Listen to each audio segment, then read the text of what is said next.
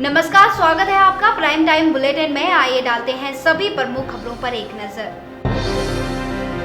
देहरादून कचहरी में आज वकीलों ने लॉ कमीशन के खिलाफ जमकर नारेबाजी की। वकीलों का कहना है कि लॉ कमीशन ने सरकार को 118 पन्नों की रिपोर्ट भेजी है, जिसमें करीब 100 बिंदुओं पर रिपोर्ट भेजी गई है। वकीलों का कहना है कि उनके अधिकारों का हनन हो रहा है। तमाम बिंदुओं पर असहमति जताते हुए वकील आज पूरे देश में कलमबंद हड़ताल पर चले गए हैं, जिसमें अकेले देहरादून से करीब 3000 वकील शामिल हैं। लोगों आज देशव्यापी हड़ताल पे हैं सारे अधिवक्तागण, और मैंने पहले भी बताया है लॉ कमीशन की जो रिपोर्ट सरकार को गई है उसका हम लोग विरोध कर रहे हैं। उसमें हमारे जो प्रोफेशन की जो स्वतंत्रता है उस पर कुठाराघात है, जिसको हम लोग बर्दाश्त नहीं कर रहे हैं। और आज बार काउंसिल ऑफ इंडिया की कॉल पे सारे अधिवक्तागण देशव्यापी पेन डाउन स्ट्राइक पे हैं। 3000 वकील हम लोगों के यहाँ लगभग हैं, और आज पेन डाउन स्ट्राइक है। कोई हाजिरी माफी किसी भी तरीके की एप्लीकेशन कोर्ट में नहीं जाएगी। वहीं रुड़की के भी वकील हड़ताल पर चले गए हैं। गुस्साए वकीलों का आरोप है कि विधि आयोग ने एडवोकेट एक्ट में जो संशोधन प्रस्तावित किया है उसे किसी भी कीमत पर बर्दाश्त नहीं किया जाएगा।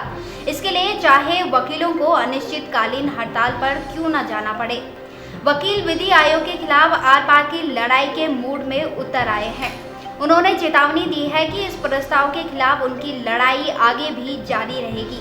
मामला ये है जी कि जो भारत का विधि आयोग है उसने एडवोकेट एक्ट में संशोधन का एक बिल प्रस्तावित किया, जिसमें ये मुख्य तो हमें ये विवाद है जिसके लिए ज़्यादा मैटर रखा गया कि जो अधिवक्ता अगर वो लापरवाही या कुछ उसका साबित होता है तो जो मजिस्ट्रेट होगा कंसर्निंग जिसके यहाँ पेश होगा वही उसका लाइसेंस सस्पेंड कर सकता है। इससे जो है ना ये देश के लिए काला कानून है कि हम किसी के आदमी की वकालत नहीं कर सकते जोर से बोल के। अगर हम उसका पक्ष प्रभावी तरीके से रख देंगे तो हमारे ऊपर तलवार लटकी रहेगी। उसने कहा मजिस्ट्रेट साहब तो लाइसेंस सस्पेंड कर देंगे, तो ये अगेंस्ट कॉन्स्टिट्यूशन है। भारत के संविधान में ये कहा कि अपनी बात आज़ादी से रखने की हर एक पावर, हर एक को शक्ति दी गई संविधान ने। तो ये संविधान के भी खिलाफ और ये मुल्क के भी खिलाफ कि अगर मुल्क ऐसा होगा तो तानाशाही हो जाएगी पूरे मुल्क में, तो मुल्क ही कहाँ बचेगा फिर। तो इसके लिए हमने क्या किया कि आज की पूरे राष्ट्रीय स्तर पर अधिवक्ता संघ जितने भी हैं, बार काउंसिल और सुप्रीम कोर्ट, सब में हमने आज ये सांकेतिक हड़ताल रखी है कि भाई इस काले कानून को वापस लो। सारे वकील खिलाफ हैं इसमें जो वकीलों की गरिमा है उसको ये तोड़ना चाहते हैं और वकील को दूसरे के अंडर में रखना चाहते हैं। हम इसका विरोध करते हैं। हम अपने क्लाइंट के साथ भी सही न्याय नहीं कर सकते, इसलिए इस अधिनियम का पूर्ण विरोध करना हमारा कर्तव्य बनता है। मसूरी शहर के एकमात्र एमपीजी कॉलेज में बौद्ध दर्शन तथा अंतर्राष्ट्रीय आतंकवाद विषय पर गोष्ठी का आयोजन किया गया। गोष्ठी में उत्तराखंड संस्कृत विश्वविद्यालय हरिद्वार के कुलपति प्रोफेसर पीयूष कांत दीक्षित ने अपने संबोधन में कहा कि बौद्ध दर्शन में शांति के सूत्र हैं, उनको प्रचारित प्रसारित किया जाए। विश्व में शांति को स्थापित करने के लिए बौद्ध दर्शन के साथ अन्य भारतीय दर्शन को प्रचारित किया जाना चाहिए। दर्शन में शांति के सूत्र हैं, उन शांति के सूत्रों को प्रचारित प्रसारित किया जाए। विश्व में शांति को स्थापित करने के लिए बौद्ध दर्शन ही नहीं, बौद्ध दर्शन के जैसे और भी जो हमारे भारतीय दर्शन हैं उनकी क्या भूमिका हो सकती है। चिंतन में जब व्यक्ति या कोई समाज लगता है तो उसके पास आतंकवाद जैसी फिजूल की चीजों के लिए समय नहीं होता। आयोजक प्रोफेसर प्रमोद भारती ने कहा कि दुनिया में युवाओं को आतंकवाद के रास्ते से बर्ग लाने का काम किया जा रहा है। इन युवाओं को महात्मा बुद्ध के दर्शन के माध्यम से कैसे वापस ला सकते हैं, इस पर काम किया जाना चाहिए। आतंकवाद की ओर भी उसे दिग्भ्रमित किया जा रहा है, उसको बरगलाया जा रहा है। तो इन युवाओं को महात्मा बुद्ध के दर्शनों के माध्यम से क्या सही रास्ते पर हम ला सकते हैं। दुग्ध उपभोक्ताओं को कल से लगेगा महंगाई का एक और झटका। आंचल ब्रांड के नैनीताल दुग्ध उत्पादक सहकारी संघ ने आंचल दुग्ध प्रोडक्टों के दाम एक बार फिर से बढ़ा दिए हैं। बढ़ते दूध के दामों से आम आदमी के घर का बजट एक बार फिर बिगड़ने वाला है। नैनीताल दुग्ध उत्पादक सहकारी संघ लाल कुआं ने आंचल दुग्ध उपभोक्ताओं की जेब ढीली करते हुए दूध के दामों में 2 से 4 रुपए प्रति लीटर की वृद्धि की है। यह वृद्धि फुल क्रीम दूध, टोन और डबल टोन दूध पर की गई है। बढ़े हुए दाम कल यानी कि 1 अप्रैल से ही लागू किए जाएंगे। 40 रुपए लीटर था हमारा स्टैंडर्ड दूध, सबसे ज्यादा बिकता है, वो 40 रुपए का रेट बढ़ा करके 42 रुपया लीटर हुआ है। 2 रुपया लीटर दूध में वृद्धि हुई है। और घी 400 रुपया था रिटेल प्राइस, वो बढ़ा करके 1 लीटर का 425 किया है, यानी कि 6% की वृद्धि, 6% की वृद्धि वहाँ पे। 1 रुपया तो हमने सीधे काश्तकार को दे दिया। अभी तक तो हम 33 रुपया लीटर दूध खरीद रहे थे, अब 34 रुपया काश्तकार को दे दिया। 34 रुपये में खरीदेंगे काश्तकार को। और 50 पैसा लीटर हमने जो कंपटीशन बाजार में है, इसको देखते हुए जो हमारे एजेंट भाई बांट रहे हैं, 50 पैसा लीटर उनके लिए बढ़ाया है। इस बाबत दूध के दामों में हुई वृद्धि से लोग त्रिवेंद्र सिंह रावत सरकार के ऊपर भी सवालिया निशान खड़ा कर रहे हैं। वहीं उपभोक्ताओं का कहना है कि दुग्ध पदार्थों को महंगा कर आम जनता की जेब पर काफी असर पड़ा है। सरकार महंगाई कम करने की बात करती है, जो महज एक दिखावा है। महंगाई कम होने के बजाय महंगाई आसमान छूती जा रही है और नुकसान आम जनता को उठाना पड़ रहा है। दूध जो आम जनता की रोजमर्रा की दूध दही सभी में दूध में इन्होंने 4 रुपए से लेकर 6 रुपए तक दूध के रेट बढ़ा दिए हैं। और इससे क्योंकि आम अभियुक्ता इस टाइम इतना त्रसित है महंगाई से, गवर्नमेंट ने बंद कर दिया है, इनके रोजगार के साधन एकदम छीन लिए जा रहे हैं और लगातार महंगाई बढ़ाई जा रही है। इसलिए आम उपभोक्ता इससे बहुत ज्यादा त्रसित है। अगर इन्होंने दूध के रेट अगर इन्होंने ऐसे ही बढ़ाई रहे तो जनता उसे आक्रोशित होकर जल्दी सड़कों पर उतरने का मन बनाएगी। रुड़की आईआईटी के कैंपस में देर रात तक लड़कियों को घूमने की पाबंदी को आईआईटी प्रबंधन ने हटा दिया है, जिससे आईआईटी की छात्राओं में बेहद ही उत्साह देखने को मिल रहा है। गौरतलब है कि आईआईटी प्रबंधन ने रात 11 बजे के बाद कैंपस के बाहर निकलने पर पूरी तरह से पाबंदी लगा दी थी, जिसके बाद आईआईटी छात्राओं ने इसका विरोध किया था।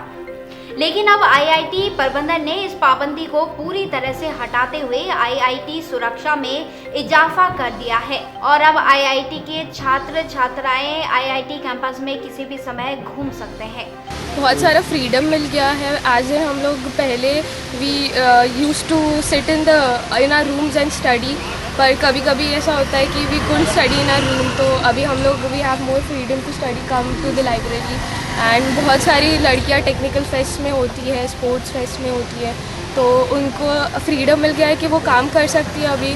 और ये सब इससे स्किल डेवलपमेंट होता है, जो पहले बहुत रिस्ट्रेंट रहती थी, कंस्ट्रेंट रहती थी लड़कियाँ, अभी बहुत ज़्यादा एक्सपोजर मिलने लग गया है। इंस्टीट्यूट के मदद से, एमएचआरडी के मदद से फाइनली ये पॉसिबल हो चुका है कि लड़कियाँ भी अब 24 आवर्स कैंपस में घूम सकती है। They really feel freedom in it. Also उनकी जो ओवरऑल डेवलपमेंट है, जैसे ग्रुप्स में काम हुआ, जैसे टेक्निकल ग्रुप्स है हमारे यहाँ, उनका जनरली काम रात में होता है, रोबोटिक्स हुआ, रोबोकॉन हुआ, एस्मे हुआ, तो ये सब भी बहुत फ़ायदेमंद रहेगा लड़कियों के लिए। नहीं थी उसमें, सिर्फ ये था कि बच्चों के लिए, उनकी सुरक्षा के लिए, लड़कियों का खास तौर से हमने किया था, क्योंकि कैंपस हमारा पोरस है बहुत, तो उनको ये कहा था कि भाई 11 बजे के बाद आप हॉस्टल, 11 बजे तक आप हॉस्टल पे वापस आ जाएं और उसके बाद सुबह फिर 6 बजे के बाद वो हॉस्टल से बाहर जा सकते हैं।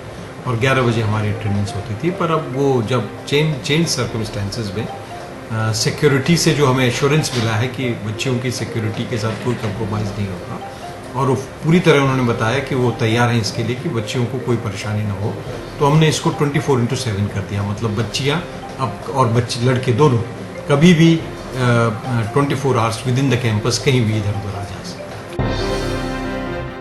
Look forever hair and skin aesthetic clinic को एनसीआर में सर्वश्रेष्ठ हेयर प्रत्यारोपण के लिए पुरस्कृत किया गया। क्लिनिक के संचालक सचिन ने बताया कि बॉलीवुड अभिनेत्री शिल्पा शेट्टी ने 200 बिजनेस लीडर के बीच उन्हें पुरस्कृत किया। सचिन के मुताबिक फिलहाल दिल्ली और नोएडा में लुक फॉरएवर की चेन खुली हुई है, जल्द ही गाजियाबाद में इसकी चेन खोली जाएगी। क्लिनिक की तरफ से बॉलीवुड अभिनेत्री अलीशा खान को ब्रांड एम्बेसडर बनाया गया है। इस मौके पर लुक फॉरएवर के तमाम मैनेजमेंट के अधिकारी मौजूद रहे।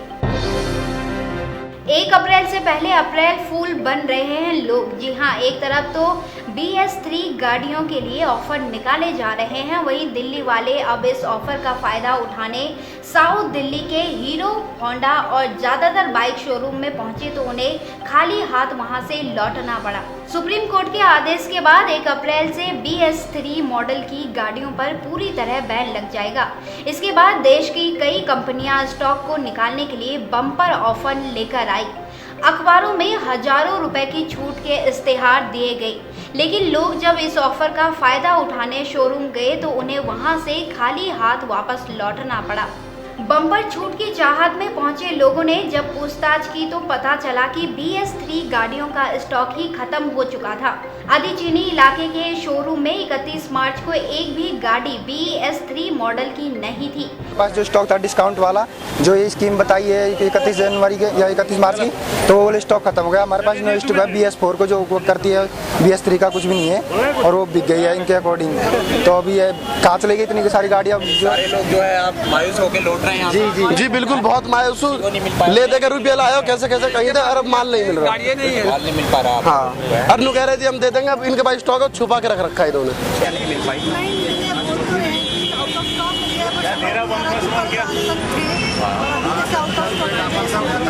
तो मायूस होकर निकलना पड़ रहा आपको। वही शोरूम के मैनेजर भारी संख्या में लोगों को देखते हुए BS4 गाड़ियों पर 1 से 2,000 रुपए तक की छूट का ऑफर देने की बात कर रहे हैं। नहीं, गाड़ियाँ नहीं मिल पा रहे कोई बात ही नहीं है सर। ये सब एक्चुअली ना, ये जो न्यूज़पेपर में कंपनियों ने जो अपने BS3 स्टॉक निकालने के लिए जो एडवर्टाइजमेंट किया हुआ है हेवी डिस्काउंट की, उसके देखते हुए आए हुए हैं।